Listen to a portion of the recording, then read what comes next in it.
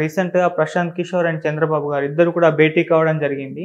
So, ఈ భేటీ ఎందుకు దేని కొరకు వీళ్ళేం మాట్లాడుకున్నారన్న దానిపైన ఎవరు కూడా ఏం స్పందించలేదు. అయితే ఇప్పుడు వీళ్ళ ఆడియో లీక్ అయింది అని చెప్పేసి ఒక వార్త వైరల్ అవుతుంది కదా! మరి ఏముంది ఆ ఆడియోలో సార్?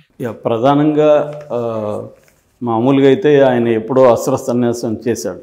అంటే తన ఐపాక్ టీం ఉంది కదా, ఇండియన్ పొలిటికల్ యాక్షన్ కమిటీ, ఆ టీం నుంచి నేను బయటకు వెళ్ళిపోతున్నాను, ఆ టీంకి నాకు ఇంక సంబంధం లేదు అని ఆయన స్వరాజ్ అని ఒక పార్టీ పెట్టుకున్నాడు, సంస్థ అక్కడ బీహార్లో. ఆ సంస్థ తరపున ఆయన జనస్వరాజ్ యాత్ర కూడా చేస్తున్నాడు. అయితే ఆయన టీమ్స్ వివిధ రాష్ట్రాల్లో పనిచేస్తున్నాయి. ఇప్పుడు సునీల్ కనుగోలు ఉన్నాడు, కాంగ్రెస్కి పనిచేశాడు, ఇక్కడ కూడా మన తెలంగాణలో కూడా పనిచేశాడు. తను ఒకప్పుడు ఐపాక్లో ఉన్నాడు.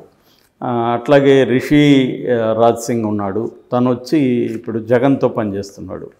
అట్లాగే శాంతను, రాబిన్ శర్మ వీళ్ళు ఉన్నారు, వీళ్ళేమో తెలుగుదేశానికి పనిచేస్తున్నారు.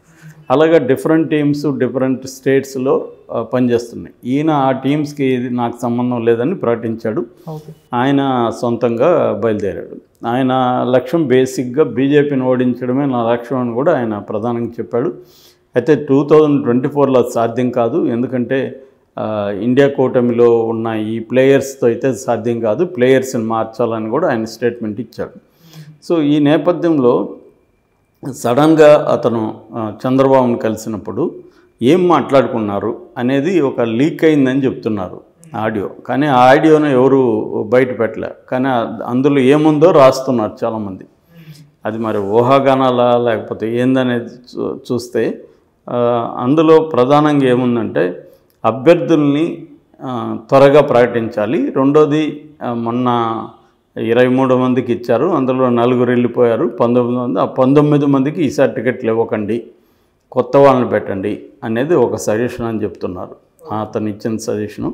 తర్వాత పొత్తు క్లారిటీ ఇవ్వండి, పొత్తుకు సంబంధించి.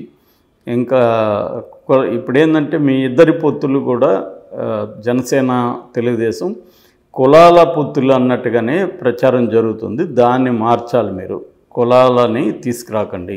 దానివల్ల ఏమవుతుందంటే మిగతా కులాలు మీకు యాంటీ అయ్యే అవకాశం ఉంది, ముఖ్యంగా బీసీలు. సో కులాల ప్రస్తావనని తగ్గించే విధంగా చేయండి అనేది రెండో సలహా. మూడోది ఏంటంటే మీ పార్టీ మీ మీడియా ఒకే స్టాండ్ మీద ఉండాలి, అలా ఉండట్లేదు, చాలాసార్లు డిఫరెన్స్ కనిపిస్తుంది. మీ పార్టీ ఏమొకటి ఉంటే మీడియా వేరే రకంగా ప్రొజెక్ట్ చేస్తుంది, మీడియా అత్యుత్సాహం ఓవర్ హైప్ చేస్తుంది, అది రాంగ్. అది సో పార్టీ గైడెన్స్లో మీడియా పనిచేసేట్టుగా మీరు చూసుకోవాలి అనేది మూడవది. నాలుగవది, గతంలో మీరు హామీలు ఇచ్చి నెరవేర్చలేదని ఒక బ్లాక్ మార్క్ మీకు ఉంది, అందుకని ఈసారి మీరు ఇష్టం వచ్చినట్టు హామీలు ఇచ్చేయకండి. ఒక కాంగ్రెస్ లాగా 6 గ్యారంటీలా లేకపోతే 10 లోపల హామీలు ఫిక్స్ అయి ఉండి దాన్ని ఎక్స్ప్లెయిన్ చేయండి. అవి కొంత కొత్తగా కనపడాలి. జగన్ ఇచ్చేవే మేము ఇస్తాననే రాంగ్ స్టేట్మెంట్ మీరు ఇవ్వకండి. ఎందుకంటే జగన్ ఆల్రెడీ ఇస్తున్నాడు, మీరు ఇస్తారో లేదో తెలీదు, జగన్ ఆల్రెడీ ఇస్తున్నాడు అన్న ఇది జనాల్లోకి వెళ్తుంది. ఇప్పుడు తెలంగాణలో బస్సుది అనేది బాగా పనిచేసింది, ఇక్కడ మీరు బస్సుది అన్నారు, బాగానే ఉంది, కానీ జగన్ దాన్ని ఇప్పుడు అమలు చేసేస్తున్నాడు. ఇంకా మీకు ఆ హామీ చెప్పుకోవడానికి ఏముండదు. జగన్ కంటే బెటర్గా చేస్తామని చెప్పాలి తప్ప జగన్ చేయలేదు మేము చేస్తాం కొత్త హామీగా కనిపించదు. అది కొత్త హామీలాగా ఉండాలి మీది. అవి కొత్త హామీల్ని మీరు వర్కౌట్ చేయండి. జగన్ ఇచ్చే హామీల్ని మీరు ఇవ్వడానికి మీరెందుకన్న జనం అభిప్రాయం జనంలోకి వెళ్తుంది, వైసీపీ కూడా దాన్ని బలంగా తీసుకెళ్తుంది. కాబట్టి హామీల్ని తగ్గించండి. రెండోది బలంగా ఉండాలి, కొత్తగా అనిపించాలి. అంటే కొత్త ధనం రాబోతుంది అన్న ఫీలింగ్ రావాలి. తెలంగాణలో కూడా అది రేవంత్ రెడ్డి వల్ల ఇక్కడ కొత్త మార్పు వస్తుంది అన్న ఫీలింగ్ వాళ్ళకి కలిగింది. దాని మీద ఫోకస్ చేయండి. అట్లాగే జగన్ బలహీనతలు మీద మీరు ఎక్కువ ఫోకస్ చేసి మీ బలాలని మీద ఈ రెండింటి మీద ఫోకస్ చేయాలి. అది మీరేం చేస్తున్నారంటే మీ మీడియా ప్రతి విషయాన్ని హైలైట్ చేస్తుంది ఓవర్గా, దానివల్ల మెయిన్ బలహీనతలని పక్కకి వెళ్ళిపోతున్నాయి. అన్నీ తప్పులే అన్నట్టుగా చెప్తుంటే జనం కూడా నమ్మడం మానేస్తారు. అవి కాకుండా టార్గెట్ చేయండి. ఇప్పుడు రేవంత్ రెడ్డి కేసీఆర్ది ప్రధాన టార్గెట్ ఏంటి? అహంకారానికి ఆత్మాభిమానానికి మధ్య యుద్ధం అన్నట్టుగా ఆయన మాట్లాడాడు. నేను వస్తే మీకు స్వేచ్ఛను ఇస్తానని చెప్పాడు. అది జనంలోకి బలం గిల్లింది. అలాగే టార్గెటెడ్ కొట్టాలి. మీరేం చేస్తున్నారంటే ముఖ్యంగా మీ మీడియా మొత్తం తప్పులన్నీ చెబుతున్నారు. ఒక 100 తప్పులు చెప్తున్నారు. ఆ 100 తప్పులు చెప్పడం వల్ల ఫోకస్ అనేది పోతుంది, జనానికి పెద్దగా ఇంట్రెస్ట్ పోతుంది. వీళ్ళు ప్రతిదీ తప్పు అంటారు లేరా బాబు అన్నట్టుగా అయిపోతుంది. అట్ట కాకుండా జనంలో ఏది నెగిటివ్గా ఉందో ఆల్రెడీ వీళ్ళ మీద దాన్నే మీరు తీసుకొని క్యాంపెయిన్లో దాన్ని ప్రధానంగా స్లోగన్స్ చేయాలి, దానికి అట్రాక్టివ్ స్లోగన్స్ క్రియేట్ చేయాలి అనేది అతను చెప్పిన ఇంకొక సలహా. రెండోది, మీరు సంక్షేమం మీద ఎక్కువ మాట్లాడకండి, అభివృద్ధి మీద ఎక్కువ మాట్లాడండి. ఎందుకంటే సంక్షేమంలో జగన్తో మీరు పోటీ పడలేరు ఇప్పుడు. ఎందుకంటే అతను సంక్షేమం ఒకదాన్నే నమ్ముకొని దిగుతున్నాడు. మీరు సంక్షేమంలో పోటీ పడకండి. మీరేంటంటే రాష్ట్రం దివాలా తీయించాడు జగన్ అనేది. రెండవది అభివృద్ధి ఎలా చేయబోతున్నాం అనేది మీరు బ్లూ ప్రింట్ ఇవ్వాలి. ఇప్పుడు ఏంటంటే జగన్ మీకు ఒక ముద్ర వేశాడు, అదేంటంటే అమరావతి మీదనే మీరు ఫోకస్ చేస్తున్నారు. అమరావతి అంటే ఇది ల్యాండ్ స్కాము అనేది ఆయన చెప్పాడు. సో మీరు చేసిన తప్పేమంటే దాన్ని పట్టుకొని అమరావతి మీదనే ఉన్నారు. అందుకల్ల ఇతర ప్రాంతాల్లో దానివల్ల మీకు వ్యతిరేకత వచ్చింది. సో మీరు అమరావతి ఇష్యూని అమరావతి దగ్గర మాత్రమే మాట్లాడండి. వేరే ప్రాంతాలకు వెళ్ళినప్పుడు అమరావతిని గురించి మాట్లాడకండి.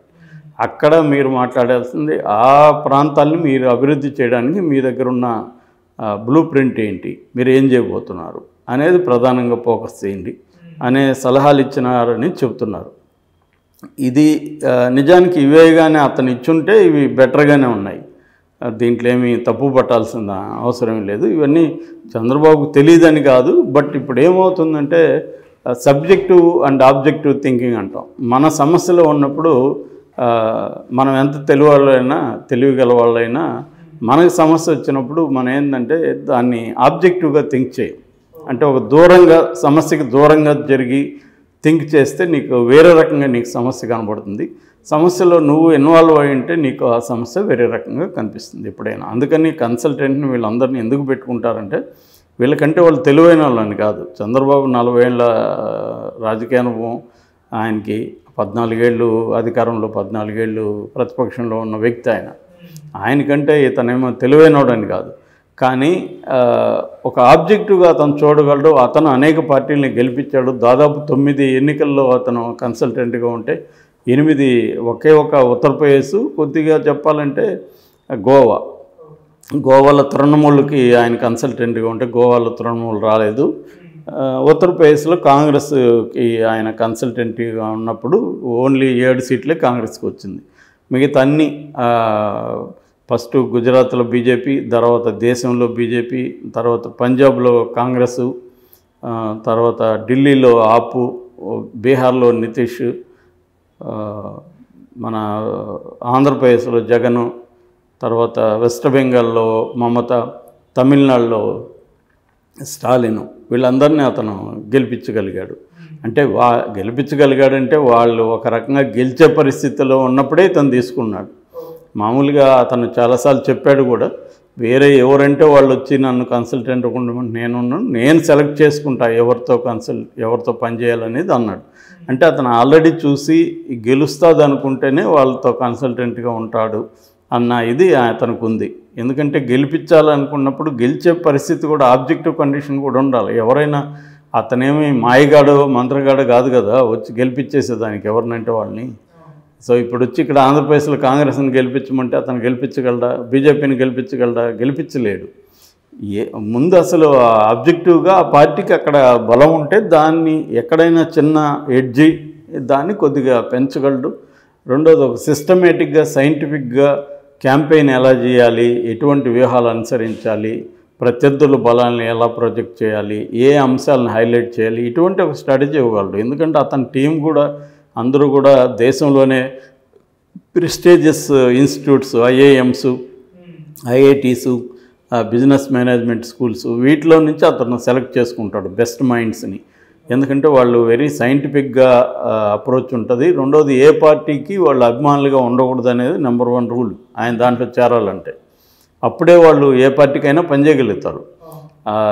వాళ్ళకి ఏంటంటే ఆబ్జెక్టివ్గా ఈ పార్టీని గెలిపించాలంటే ఏం చేయాలి అనేది వాళ్ళు ఆలోచిస్తారు తప్ప వాళ్ళకి వ్యక్తిగతంగా రాగద్వేషాలు ఉండకూడదు అనేది రూల్ అనమాట. సో అలాంటి వాళ్ళని అతను సెలెక్ట్ చేసుకుంటాడు ఆ టీంని. అది అతను సక్సెస్ అవుతా వచ్చాడు. ఎందుకంటే అతను కూడా ఇంతకుముందు ప్రజలతో పనిచేసిన బ్యాక్గ్రౌండ్ ఉంది. అతను పబ్లిక్ హెల్త్లో పీజీ చేశాడు. బీహార్, అతనిది కూడా బీహార్ నుంచి మళ్ళీ ఉత్తరప్రదేశ్ బార్డర్కి వచ్చారు బక్సర్కి. అక్కడ నుంచి పబ్లిక్ హెల్త్లో యూనిసెఫ్లో పనిచేశాడు. హైదరాబాద్లో కూడా ఉన్నాడు కొద్దికాలం. సో ఈ పబ్లిక్ హెల్త్కి సంబంధించి ఆహారానికి సంబంధించి అతని నివేదిక మన్మోహన్ సింగ్కి అప్పట్లో నచ్చిందని చెప్తున్నారు. మన్మోహన్ సింగ్ దాన్ని అన్ని రాష్ట్రాలకు పంపించాడు. ఆ నివేదికనే మోడీకి కూడా గుజరాత్ ముఖ్యమంత్రిగా ఉన్నప్పుడు మోడీకి ఆ నివేదిక దొరికి, ఆ నివేదిక నచ్చి తన టీంలోకి తీసుకున్నాడు. అట్లా మోడీతో ఇతని ట్రావెల్ స్టార్ట్ అయింది. సో కాబట్టి అతనికి పబ్లిక్ లైఫ్లో ఆఫ్రికా ఖండంలో చాడ్ అనే దేశంలో కూడా అతను పనిచేశాడు యూనిసెఫ్ తరఫున.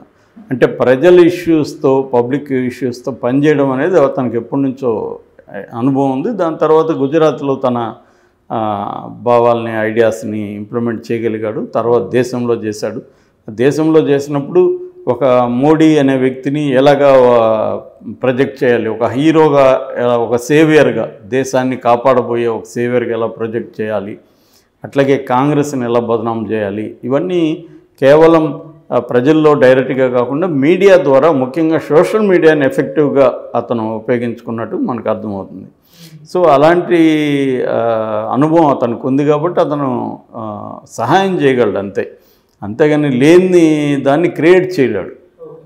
సో ఇప్పుడు క్వశ్చన్ ఏంటంటే, ఇప్పుడు చంద్రబాబు దగ్గరికి ఎందుకు వచ్చాడు అతను అంటే, ఇప్పుడు ఒక వినబడేది ఏంటంటే చంద్రబాబుకు సంబంధించిన వాళ్ళు అక్కడ ఢిల్లీలో ఇతన్ని ఒప్పించారని, అతను నాకు ఇంట్రెస్ట్ లేదంటే ఒకసారి కలవండి, ఆయన కలవాలనుకున్నారంటే దాదాపు 20 కోట్లు ఆఫర్ చేశారని చెప్తున్నారు.